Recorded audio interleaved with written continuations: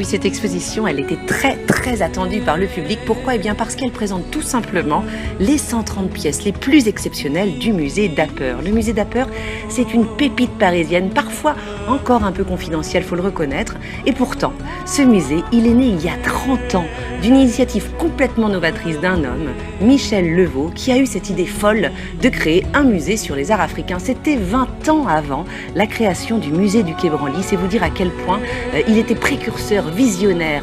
Et cette exposition, eh bien, c'est un hommage splendide à cet homme d'exception qui avait à cœur de faire changer le regard occidental sur l'art africain à une époque où on ne considérait pas vraiment encore ces pièces comme des objets d'art.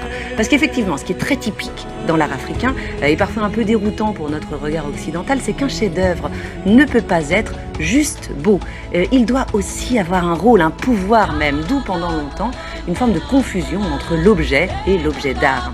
Et c'est ce double regard à la fois esthétique et utile sur l'œuvre d'art qui rend l'exposition passionnante. Alors on ne parle pas de petites œuvres, puisqu'ici il n'y a que des trésors, des pièces rarissimes qui figurent parmi les plus importantes au monde, des sculptures du Congo, du Gabon, du Cameroun, du Bénin ou encore du Mali, dont on verra d'ailleurs une pièce exceptionnelle qui date du Xe siècle, une pièce miraculée qui aurait le pouvoir de faire tomber la pluie. Il y a aussi une magnifique sculpture bangwa du Cameroun qui nous est familière parce qu'elle nous rappelle les photographies de Man Ray. Bref, 130 chefs-d'œuvre, mais surtout 130 histoires avec une scénographie magnétique dans une lumière un peu énigmatique, vous la voyez, entre ombre et lumière. Et puis surtout, on peut admirer les œuvres sous tous leurs angles et ça, c'est plutôt rare. Profitez-en bien.